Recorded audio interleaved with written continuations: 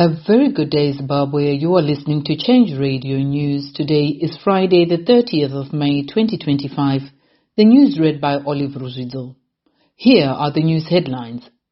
President Chamisa calls for the transformation of the media industry.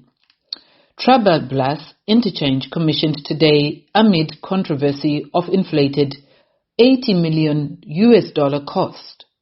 And former Member of Parliament Fadzai Mahere challenges media policy. President Chamisa has called the recently launched policy a damp squib and a hollow gesture. Posting on X yesterday, Chamisa argued that the real crisis is the continued criminalization of journalism, not a lack of policy. He said the new rules tighten the administration grips on media rather than opening space for investment and innovation, and called for true reforms to empower journalists. Still in Zimbabwe, a major infrastructure project is raising eyebrows. The Trabablas Interchange in the capital Harare is set to be commissioned today by Mr. Emerson Mnangagwa. This project, which critics say shows visible poor workmanship, was constructed at an inflated cost of $88 million. To put that in perspective, a similar project in South Africa, the Mount Edgecombe Interchange, cost just under $66 million. Concerns have been raised about the tender process, with the company linked to a controversial businessman involved in the consortium that built the interchange. More on the new media policy, a former Member of Parliament weighs in. Advocate Fadzai Mahere, former Member of Parliament for Mount Pleasant, has questioned the policy's legality. In a statement, Mahere argued the policy is unconstitutional, citing Section 61 of the Constitution, which guarantees media freedom. She emphasized the media houses have the right to independence from governance control, and state-owned media must remain impartial. In alarming news from Chitungwiza, the home of former Deputy Mayor Rangarirai Mtingwende was bombed last night. Mtingwende, a member of the opposition CCC party, had earlier reported suspicious vehicles parked outside his residence for 2 days. This incident comes after his daughter, a recalled councillor, narrowly escaped abduction on Thursday, with local citizens intervening to rescue her. We listen to an audio clip from Mr. Mtingwende himself narrating what happened.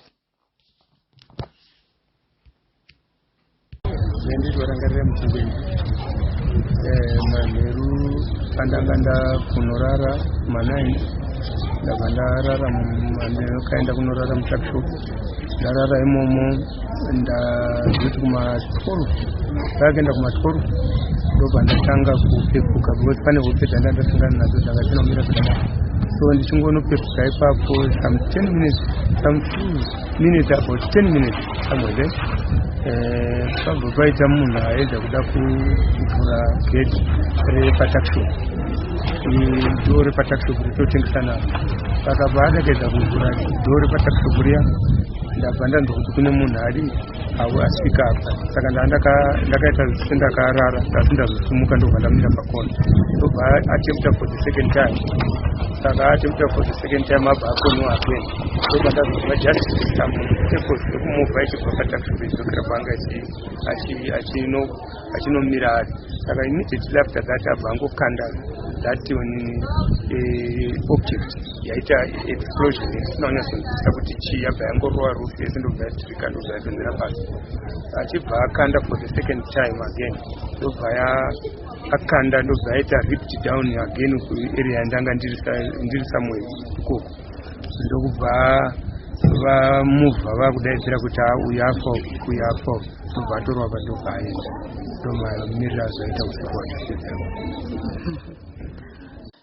In financial news, The Zimbabwe Anti-Corruption Commission, ZACC, has confirmed an arrest.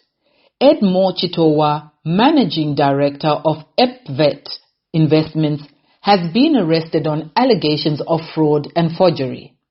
The charges relate to a 2023 tender for air conditioning units at Wange Power Station, where Chitowa allegedly submitted a forged NASA clearance certificate. He also allegedly presented a fake customs seizure notice for air conditioning units. Chitowa appeared in court and was remanded on $400 bail.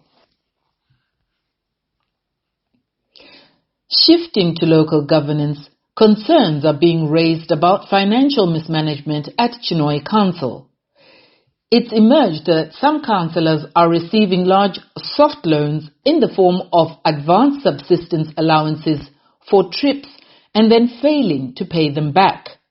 For example, one councillor reportedly received $1,000 in November 2024 for a trip to Saudi Arabia, which he never took and has not repaid the amount. Residents are expressing concern over this misuse of public funds. Still in Zimbabwe, teachers are speaking out about severe poverty despite having 13 unions. Many are questioning the effectiveness of these unions, alleging they are neglecting their duties while teachers struggle with low pay. Teachers are now forming the Zimbabwe Teachers' Remuneration Struggle to push for action, encouraging members to withdraw from current unions to either revive their commitment or expose their ineffectiveness. Here's one of the leaders, Mr. Musiwa Chamisa, speaking on the issue. Thank you so much, our journalist Wejira Munya, for allowing us teachers to hear more about our movement called Zimbabwe Teachers Remuneration Struggle. After realizing that in education sector, we have 13 unions who are representing teachers. After a deep analysis, we discovered that unions are no longer doing their mandate to present the teacher in Zimbabwe. They are now just deducting subscriptions from teachers while the teacher is wallowing in abject poverty without any salary adjustments. For example, we were supposed to get a quarterly salary adjustments, but the unions remained silent. They did not even act. Others were also given 50 USD. Other workers were given 50 USD, but still unions remained silent. So, as class teachers, we sat down and come up with a strategy to wake up sleeping, useless unions to act. For example, we are now encouraging teachers to unsubscribe those unions. We are doing this so that they can act. Yes. If they act and work very hard, they will regain their name. Failing to act, it means we are going to pressure and encourage each teacher to leave unions. On a positive note, a significant panel discussion has been held on the impact of toxic masculine norms on boys. Advocate Angela Maduro, an alumna of Great Zimbabwe Herbert Chitepolo School, hosted the event, bringing together legal practitioners and social activists. Maduro emphasized the connection between law, culture, and gender issues, advocating for reforms to dismantle harmful norms. In news from local communities, a pastor who recently received gifts from a prominent businessman, Whitnell Chivayo, is now seeking donations from his congregation. Dr. Ian Dlovu, who received a 2025 Toyota Land Cruiser, a Fortuner for his wife, and $150,000 in cash from Chivayo, a total value of $430,000, is asking church members to donate $8,000. This money is to cover the cost of transferring the title deed for church land before construction begins. In a major fraud investigation, a Harare Standard Chartered Bank internal control officer has had his 5-car fleet seized. Cletus Tonderai Nyakambiro, aged 38, is being investigated on allegations he created fake accounts to defraud his employer of approximately $2.3 million. Heart and Soul TV journalist Blessed Mhlanga, recently released from remand prison, shared a touching story of kindness in an online interview. He recounted how people donated small amounts from 50 cents to $1 to support him while he was in prison. Mhlanga said these acts of kindness changed his perspective on life.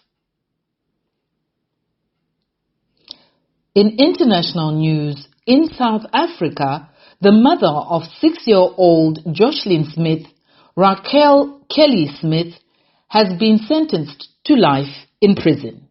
She was found guilty of kidnapping and human trafficking. Her boyfriend, Jackin Apollis, and friend, Steveno van Rijn, also received life sentences. Jocelyn vanished in February of last year from her home in Saldanha Bay and has still not been found. Yesterday, Judge Nathan Erasmus delivered the verdict, emphasizing there was nothing redeeming to warrant a lesser sentence. Prosecutors revealed Kelly Smith sold her daughter for 20,000 rand, about $1,100 to a traditional healer. Moving to Burkina Faso, where President Ibrahim Traoré has reportedly banned pornographic websites.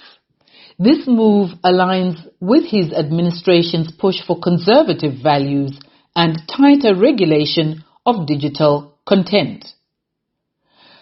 The government states that the ban is aimed at protecting youth and preserving moral integrity.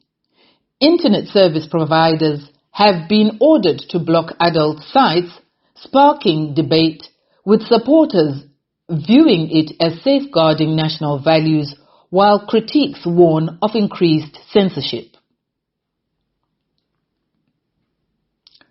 And finally, in sports news, Morocco has withdrawn from the 2025 COSAFA Cup. This comes less than a week before the tournament starts on June 4th in Bloemfontein, South Africa. The Council of Southern African Football Associations announced the withdrawal yesterday, with Tanzania, an East African guest nation, replacing Morocco in Group C of the 14-team regional competition. This is a significant change, as Morocco has been anticipated to make a high-profile debut following their 2022 World Cup semi-final appearance. In Zimbabwean football, the Zimbabwe Football Association ZIFA President Nqobile Magwizi has lauded the Premier Soccer League's efforts to enhance a culture shift in the local game. This follows the high-profile MWOS Football Club versus Scotland encounter tomorrow at Ngoni Stadium in Norton, which became the first local PSL match to have all tickets sold in advance. ZIFA has also suspended another match official. Owen Manenda, the referee who officiated Harare derby between Caps United and Dynamos, has been suspended. A ZIFA statement indicated that a critical officiating error during the May 18th match significantly influenced the outcome of the game, based on the match commissioner's report.